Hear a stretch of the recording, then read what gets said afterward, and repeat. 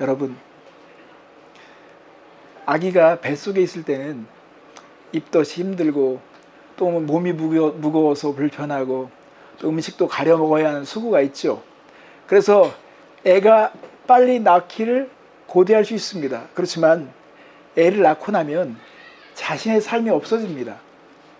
두 사람이 아이를 도우려고 해도 힘겨운 삶이 시작됩니다. 이게 우리의 삶이에요. 이처럼 구원은 시작됐다고 해서 다 끝난 게 아니에요. 구원이 시작되면 아기가 태어난 것처럼 병균과의 싸움이 시작되고 성장과의 싸움이 시작됩니다. 이게 우리의 삶이에요. 한 아기를 감당하는 것도 우리는 버겁습니다. 그런데 하나님은 200만 명 이상의 백성을 낳았습니다. 애굽에서 히브리 민족을 끌어내신 거예요. 그런데 그 200만 이상이 된 백성을 모세에게 맡겼어요. 모세는 이 많은 사람들을, 그것도 광야에서 지금 감당을 해야 되니 얼마나 짐이 무겁겠습니까? 사람들이 문제가 날 때마다 찾아오는 거예요. 그리고 성숙하지 못한 사람들은 모세의 속을 긁어놓습니다. 그래서 이스라엘 백성은 훈련이 필요했던 것입니다. 여러분, 오늘 말씀에 보면 이 백성이 르비딤이라고 하는 곳에 도착했습니다. 르비딤이라고 하는 곳을 도착했는데 여기 이전에 두 곳을 더 도착했지만 성경에는 특별히 민수기에만 잠시 언급을 하고 이 출애굽기는 언급을 하지 않는 것을 보면 이 두 곳에 머물렀을 동안에는 아무런 문제가 없었기 때문에 언급하지 않은 것입니다.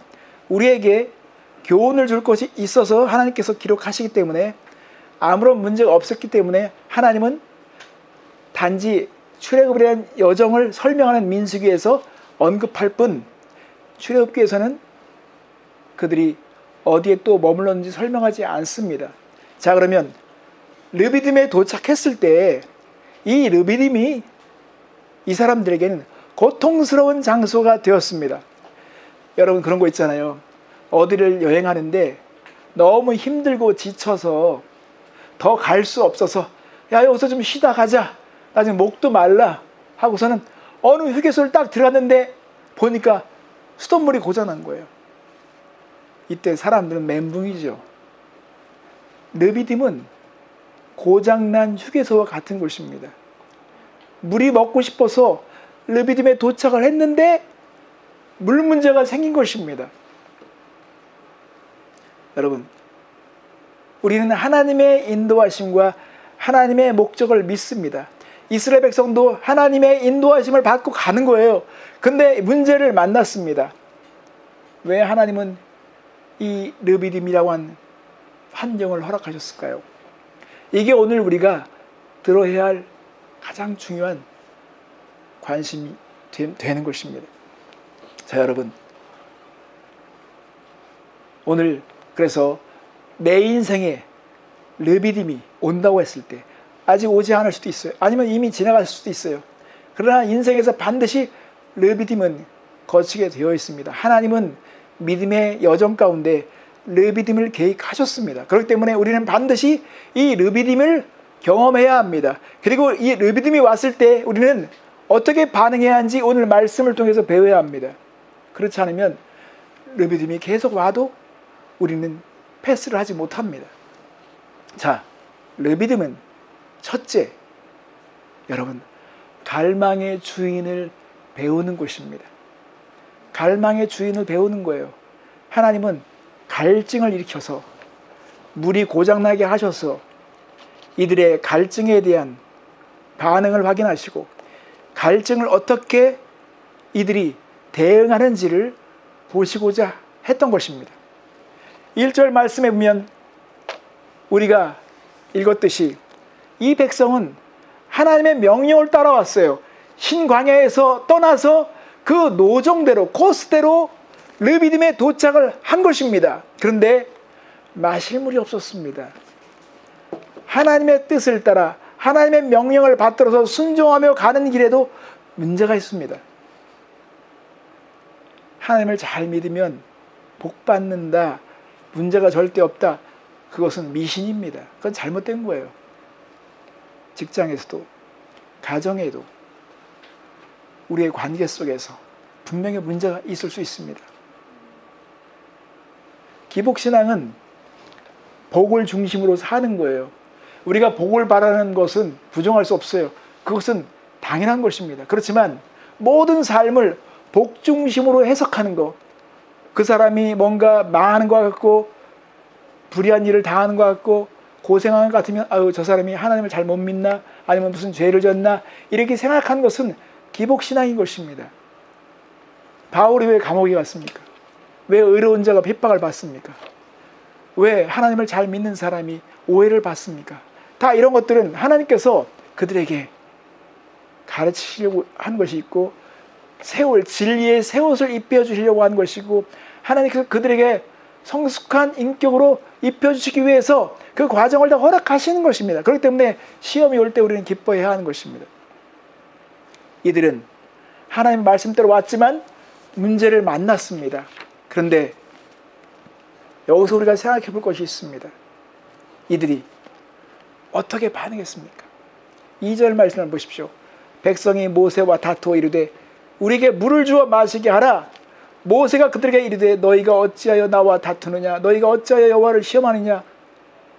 거기서 백성이 목이 말라 물을 찾았다고 했습니다. 성도 여러분, 우리가 이 르비딤에서 생각해 봐야 할 것은, 하나님은 이 이스라엘 백성을 마라에서 낙제점을 받았던 이 이스라엘 백성을 다시 한번 재시험을 치르기 위해서 르비딤을 준비하신 것입니다. 여러분, 재시험 아시죠? 낙제를 받으면 시험을 다시 봐야 되잖아요. 정말 중요하기 때문에 시험을 치렀는데 이 시험에서 패스를 하지 못했어요. 그러면 다시 시험을 치러야 합니다. 근데 시험을 치를 때 그 목적에 맞게 시험을 치러야 하기 때문에 출제 유형이 비슷해야 돼요. 출제 유형, 물이 부족했을 때, 물이 없을 때 마라에서는 이들이 반응해서 실패했어요. 근데 그렇기 때문에 출제 유형이 비슷해야 되잖아요. 그러니까 다시 물이 없는 곳으로 도착하게 해서 다시 한번 반응을 확인하는 것입니다. 이게 재시험이에요. 근데 사람들이 이 재시험을 치르면서 답안지를 내놨는데 그 답안지가 이상한 거예요. 모세와 다투고 있는 것입니다. 당장 물 내놔. 우리 가축들 다 죽게 생겼어 지금. 어떻게 우리를 물이 없는 곳으로 이끌 수가 있어? 이게 하나님의 뜻이야? 뭐라도 좀 해명을 해봐. 빨리 물을 해결하지 않으면 너 죽일 수도 있어. 이스라엘 백성이 마라에서 분명히 교훈을 받았어야 되는데 교훈을 받지 않아서 하나님께서 재시험을 치렀는데 이 르비딤에서 역시 또 이들은 이런 반응을 보이고 있는 것입니다. 성도 여러분, 우리가 하나님을 잘 믿고 있는데 누가 모함으로 나를 어려운 궁지에 빠뜨립니다. 또 오해를 받습니다. 내 진실이 난도질을 당합니다. 이때 우리가 어떻게 반응하는가? 하나님께서 그런 환경 속에서 우리를 주목하십니다. 어떻게 반응하는가? 어떤 답을 제시하는가? 이스라엘 백성은 모세와 다퉜다는 것입니다. 그리고 하나님을 시험했다는 것입니다. 하나님을 시험했다고 하는 것은 뭐냐면 하나님이 정말 계시면 뭘 해결해봐. 해결하라고 해. 하나님 정말 살아계시면 이 문제를 해결해야 하는 거 아니야? 하나님을 시험했다는 것입니다. 백성들은 홍해의 기억을 잊어버렸습니다. 기억 상실증에 걸린 사람처럼 지금 막 난폭하게 반응을 하고 있는 것입니다. 그래서 우리는요, 생각해야 합니다. 한 번 더 생각해야 돼요. 그리고 질문해야 돼요. 이 상황에 왜 왔을까? 하나님이 주관하시고 하나님이 살아계시고 모든 삶에 우연이 없다면 내 이 상황은 왜 이렇게 되었을까? 질문을 해야 하는 것입니다. 여러분, 모세의 반응은 달랐습니다. 모세는 4절 말씀에 보면 모세가 여호와께 부르짖어 이르되 내가 이 백성에게 어떻게 하리이까? 그들이 조금 있으면 내게 돌을 던지겠나이다. 사람이 밥을 못 먹는 것도 고통스럽지만 목마름의 고통은 더 심한 것 같아요. 그래서 거지와 나사로 비유를 줄 때도 물 한 모금만, 한 방울만 혀끝에 떨어뜨려 달라고 할 정도고, 예수님이 십자가에서 목이 마르다고 할 정도로 사람은 이 목마름에 대한 고통은 심한 것 같아요. 그러니까 이 백성들이 이런 심한 고통 속에서 그러면 하나님이 우리를 자식처럼, 자신의 소유처럼 여기시고 우리를 사랑하시고 이렇게 큰 기적을 베풀었는데 이런 고통스러운 환경이 있다. 그러면 이때 우리는 지혜로운 사람이 나온다면 그것을 역발상으로 질문해야 되죠. 하나님, 여기서 우리가 뭘 배워야 됩니까? 여기서 우리가 무엇을 하기 원하십니까? 하나님 도와주세요 라고 해야 되는데, 모세를 향해서 다투고 원망하고 지금 모세가 말한 것처럼 돌을 들어서 죽일 만한 그런 상황이 지금 벌어지고 있는 것입니다. 여러분, 르비딤은 갈망의 주인을 배우는 것입니다. 갈망의 주인을 배워야 돼요. 그래서 우리는 갈망의 주인 앞에 나가야 됩니다. 부르셔야 합니다. 하나님, 여기서 우리가 무엇을 배우게 합니까? 우리가 여기서 어떻게 하기를 원하십니까? 하나님 도와주세요. 두 번째로 가겠습니다. 여러분, 르비딤은 우리가 갈망을 해결하시는, 갈망을 치유하시는 것을 경험해야 하는 곳입니다. 어떻게 하셨습니까? 자, 성경 말씀 5절 말씀을 보겠습니다. 여호와께서 모세에게 이르시되 백성 앞을 지나서 이스라엘 장로들을 데리고 나일강을 치던 내 지팡이를 손에 잡고 가라 그랬어요. 여기서 하나님께서는 장로들을 데리고 나일강을 치던 내 지팡이를 손에 잡고 가라 그랬어요. 왜 그냥 지팡이라고 말씀하시지 않고 나일강을 치던 지팡이라고 말씀하셨을까요? 이건 중요한 의미가 있습니다. 우선 전제, 이 모세의 지팡이가 나일강을 쳤다는 것입니다. 애굽을 심판하는 데 사용됐다는 거예요. 애굽을 판단하는 데 사용됐다는 거예요. 이 지팡이가 더 나아가서 세상을 심판하는 데 사용됐다는 것을 상징적으로 말해주는 거예요. 여러분, 죄의 값은 사망이라고 하나님께서 선고하시죠. 하나님은 죄의 값은 사망인 것에 대해서 반드시 심판하셔야 되고, 거기에 대해서 하나님은 판단하셔야 되고, 하나님은 거기에 대해서 행동을 해야 되는 것입니다. 모세의 지팡이가 나일강을 치듯이 애굽을 심판하던 그 지팡이를 가지고 그 다음에 어떻게 하라고 하십니까? 6절 말씀 보십시오. 내가 호렙산에 있는 그 반석 위에 거기서 내 앞에 서리니 너는 그 반석을 치라. 자, 보십시오. 이 말씀에 그 반석이 두 번 나오죠. 정관사입니다. 내가 호렙산에 있는 그 반석, 하나님께서 이미 그 반석을 준비하셨기 때문에 그 반석이라 말씀하시고, 그 위에서 내 앞에 서리라고 했습니다. 그러니까 이건 누가 선 거예요? 여러분 보십시오. 거기에 하나님이 선다는 거예요. 내가 그 반석 위에 설 거다. 그런데 어떻게 하라는 거예요? 반석을 치라는 거예요. 왜 하나님은 모세에게 명령을 하고 말씀하시지 않고 반석을 치라고 하셨을까요? 이것은 중요한 게 있습니다. 성도 여러분, 하나님 그 반석에 서시고 모세가 그 반석을 친다는 것은 하나님을 친다는 의미입니다. 하나님을 친다는 거예요. 저는 어렸을 때요, 지혜로운 부모님들이 자식들이 하도 말도 안 듣고 잘못되면 이게 다 내 잘못이구나 생각해서 부모들이 자식 앞에서 회초리를 들고서는 자신을 때리든지 자식들에게 회초리를 쥐어주면서 자기를 때리라고 하는 이런 모습들이 기억납니다. 바로 이런 모습을 우리는 생각해야 합니다. 하나님께서 이스라엘 백성의 이런 무지와 불신앙과 이런 거역하는 이런 마음을 향해서 그들을 도리어 책망하시고 혼내셔야 되는데, 하나님은 아직도 어리니까, 이 백성이 아직도 잘하지 못했으니까 하면서 이해하는 마음으로 모세에게 그 지팡이를 가지고 이 반석을 치라고 하셨는데, 그냥 아무 반석을 치라고 한 것이 아니라 그 위에 하나님이 서신 그 반석을 치라고 말씀하신 것은 하나님께서 우리에게 영원한 교훈을 주시기 위해서 그렇게 의도적으로 말씀하신 것입니다. 여러분, 하나님은 영원한 갈증, 인간의 영원한 문제, 인간의 영원한 이 필요를 해결하시기 위해서 준비하신 분이 계시는데 예수 그리스도십니다. 그래서 바울은 고린도전서 10장 4절 말씀에 이렇게 말씀하셨습니다. 다 같은 신령한 음료를 마셨으니 이는 그들을 따르는 신령한 반석으로부터 마셨음에 그 반석은 곧 그리스도 신이라.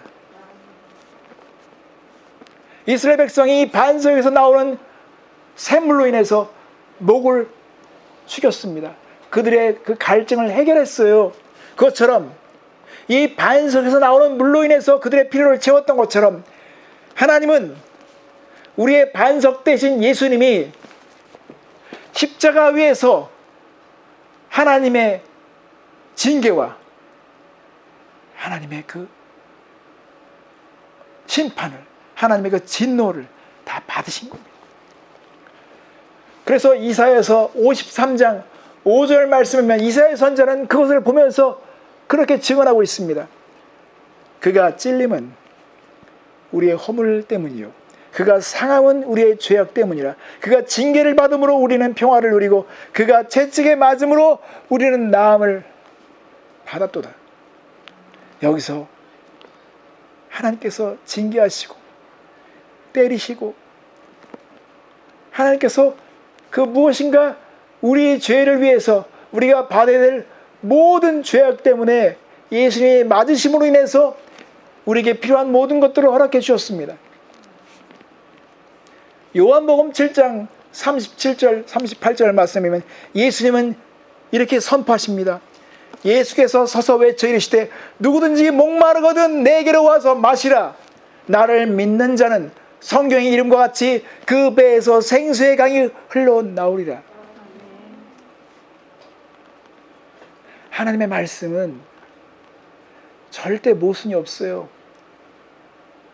하나님은 영원전부터 이 영원한 생수가 되시는 예수님을 다 예비하신 것입니다. 그러므로 루비딤은 갈망의 주인을 배우고 이 갈망에 대한 치유를 경험하는 것입니다.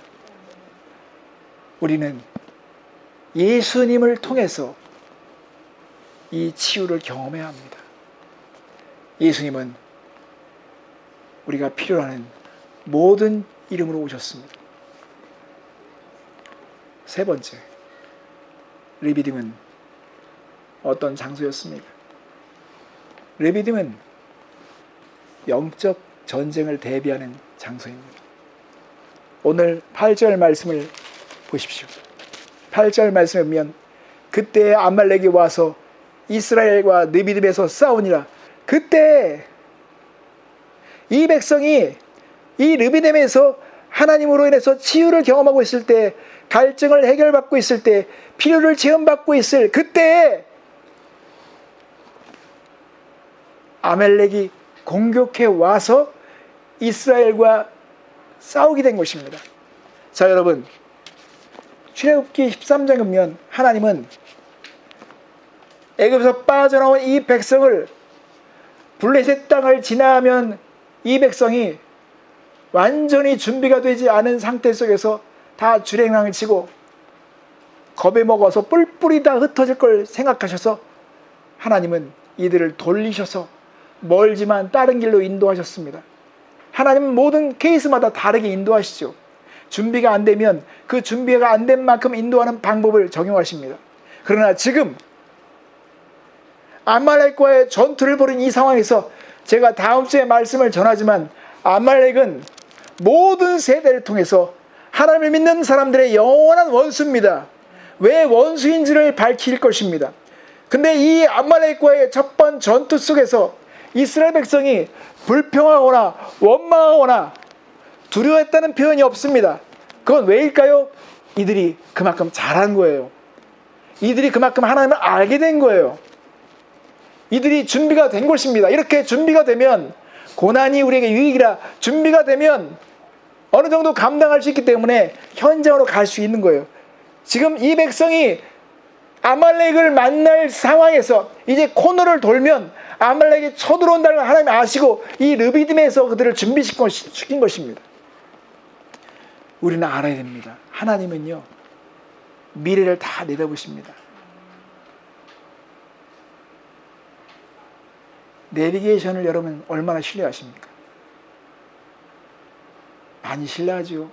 어떤 사람은 거의 100% 신뢰할 것입니다. 내가 보지 못하지만, 내가 알지 못하지만 얘는 다 알기 때문에 거기 뭔가 사고가 났기 때문에 돌아가라고 할 거야 라고 이렇게 믿음을 적용하잖아요. 하나님은 아말렉이 어떤 생각을 하고 있고 이제 곧 다가올 걸 아시는 거예요. 그렇기 때문에 이 백성은 갈망의 주인, 이 주인을 다시 한번 경험해야 합니다. 만나를 먹고 메추라기를 먹고 이 갈증을 해결하면서 철저히 하나님을 의지하는 이 훈련을 거쳐야만이 아말렉과 싸울 수 있는 준비가 어느 정도 되는 것입니다. 여러분, 우리가 영적으로 성숙하다. 이 성숙하다는 게 무엇입니까? 그건 뭐냐면 남들이 보지 못하는 것을 볼 수 있는 눈이 열렸다는 것입니다.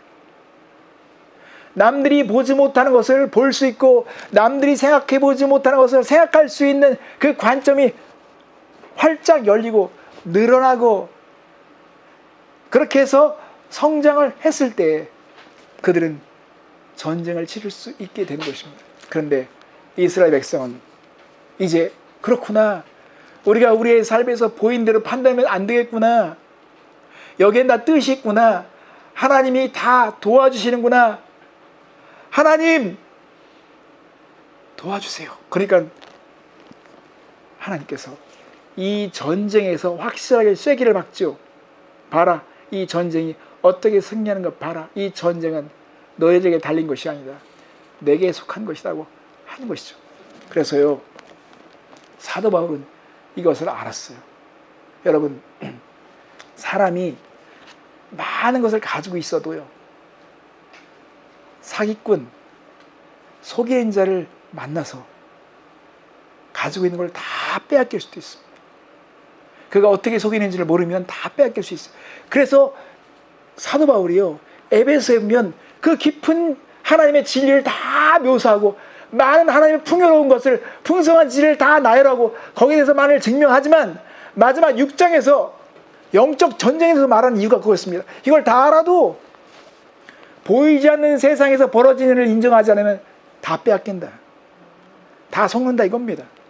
그래서 에베소 6장 12절 말씀이면 사도 바울은 이렇게 말합니다. 우리의 씨름은 혈과 육을 상대하는 것이 아니요, 통치자들과 권세들과 이 어둠의 세상 주관자들과 하늘에 있는 악의 영들을 상대합니다. 여러분, 우리는 이제 보이지 않는 세상에서 벌어지고 있는 일에 대해서 관심을 가져야 합니다. 우리의 모든 삶에서 진행되고 있는 것은 다 하나님이 역사하고 있는 것입니다. 우리를 성숙시키기 위해서 우리를 훈련하고 있는 것입니다. 그래서 우리는 르비딤에서 배워야 합니다. 배운 것이 있어야 합니다. 모세는 이 르비딤에서 오는 모든 백성들이 이 르비딤에서 배워야 할 이 교훈을 잊지 않도록 빨간 딱지를 붙이는데요, 그게 7절 말씀에 나와 있습니다. 그가 그곳 이름을 마사 또는 무리바라 불렀으니 이는 이스라엘 자손이 다퉜으며, 또는 그들이 여호와를 시험하여 이르기를 여호와께서 우리 중에 계신가 안 계신가 하였음이었더라. 여러분, 우리가 살면서 창피하게 배운 것이 있죠. 고통스럽게 배운 것이 있죠. 많은 것을 잃어버리면서 배운 것이 있죠.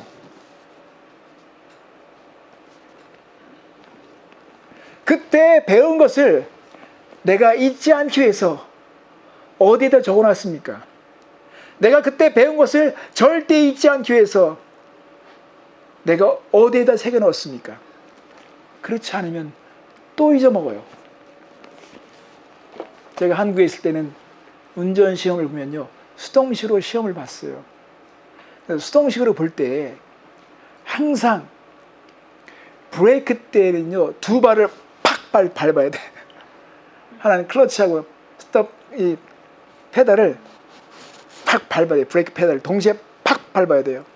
그러니까 이제 운전시험 코스 가운데요, 항상 브레이크를 밟아야 되는 그 시점을 딱 준비해놨습니다. 그러면 그 상황이 왔을 때 발을 팍 밟는데 차가 그냥 막 흔들릴 정도로 밟아야 돼. 그래야 패스야. 어정쩡하게 밟으면 안 돼. 여러분, 운전하면서 브레이크를 밟는 것에 대해서 훈련이 되어 있지 않으면요, 이거는 사고로 이어지지 않아요. 그래서요, 여러분 요즘에 차 운전하시다가 어떤 돌발 상황이 나오면 발이 먼저 어떻게 합니까? 브레이크 팍 가잖아요. 이거는 훈련돼서 그런 거예요. 내가 생각할 여유가 없어요. 그냥 본능적으로 발이 가잖아요. 이게 훈련의 결과잖아요. 그것처럼 이런 르비딤과 같은 상황이 왔을 때 모세는 기억하라는 거예요. 마사를 기억하라. 무리와를 기억하라. 그들이 어떻게 반응했는가? 다퉜지. 너희들 하나님을 시험했잖아. 여러분, 다투면 안 됩니다. 하나님의 인도함을 받다가도요, 다투다가 깨어질 때가 많아요. 하나님이 계신지 아니신지 사람들이 시험합니다. 의문을 제기합니다. 모세는 이 르비딤에 대한 기억을 영원히 심기 위해서 이렇게 이름을 불렀다는 것입니다. 그래서 성경에 보면요, 이 르비딤과 마사에 대한 기록들이 여기저기 나옵니다.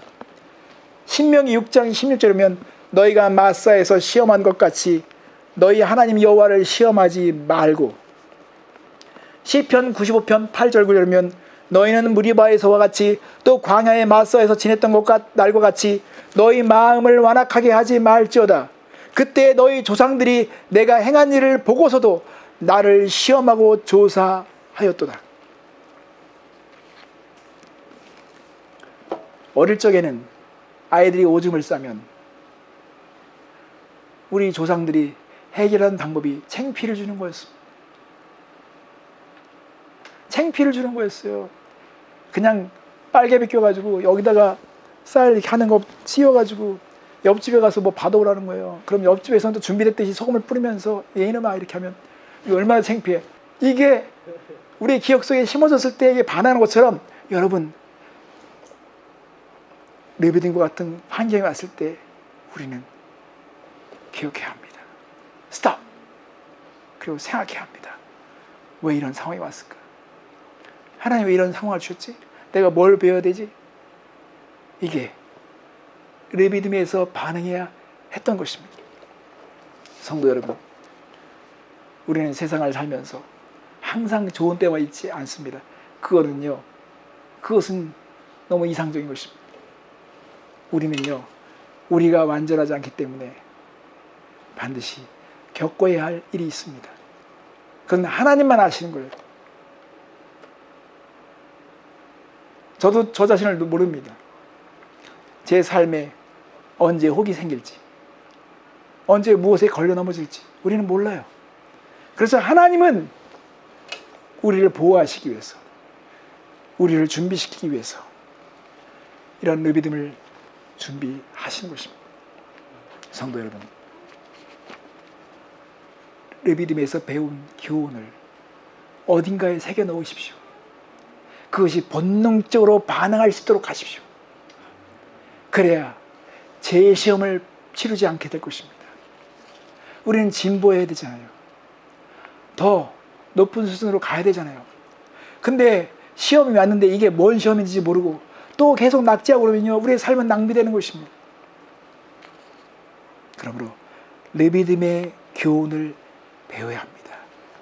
의에 굶주린 자들이 되어야 합니다. 갈증의 순간에서 이 갈증의 주인을 알아보고 의에 줄이고 굶주린 자들 됨으로써 하나님께 찾아가서 우리는 부르짖어야 합니다. 그러면 하나님께서 우리를 치유해 주실 것이고 응답해 주실 것이고 교훈해 주실 것입니다.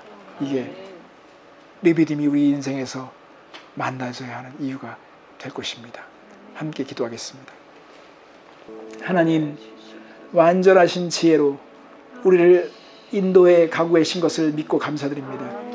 우리가 레비딤을 만났고 또 레비딤과 같은 곳을 또 만날 수 있을지 모르지만 하나님 아버지, 미리 준비될 수 있도록 오늘 이 말씀을 주셔서 감사드립니다.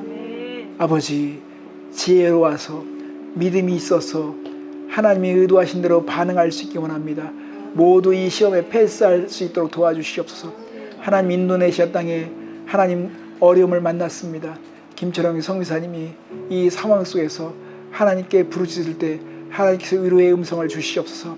또한 인도네시아가 우상을 섬기는 나라인데 하나님, 그 이런 모든 상황을 통해서 거짓된 것을 심판하시고 주여 참으로 드러내시고 진정으로 하나님의 백성들을 보호하시고 하나님께서 지키시는 것을 경험케 하여 주시옵소서.